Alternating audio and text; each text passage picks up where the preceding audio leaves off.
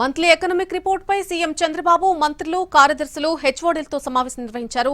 June 2026 ఆర్థిక నివేదికపై విస్తృతమైనటువంటి స్థాయిలో చర్చించారు. ఏపీ రాష్ట్ర స్థూల ఉత్పత్తి, మైక్రో ఎకనామిక్ ఇండికేటర్లు, వ్యవసాయం, అనుబంధ రంగాలు, పరిశ్రమలు, సేవల రంగంపై సమీక్ష చేశారు. బ్యాంకింగ్, ఫైనాన్స్, పబ్లిక్ ఫైనాన్స్ సహా పెట్టుబడులపైన చర్చించారు.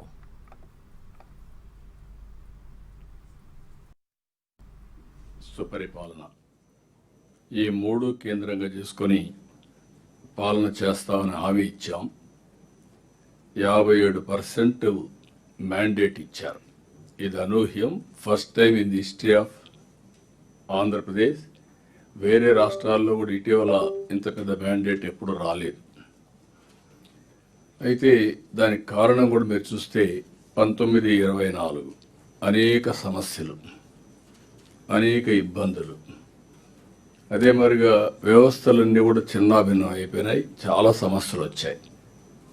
నేను 4వసారి ముఖ్యమంత్రి అయిన తర్వాత నాకే అంతుబట్టినటువంటి అఘాతం. మా ఫైనాన్స్ సెక్రటరీ గారు అయితే మొదటి నుంచి సార్ ఇది సాధ్యం కాదనే స్టార్ట్ చేసేవారు. అక్కడి నుంచే స్టార్ట్ చేశాం. ఆ రోజు మేము చాలా హామీలు ఇచ్చాం.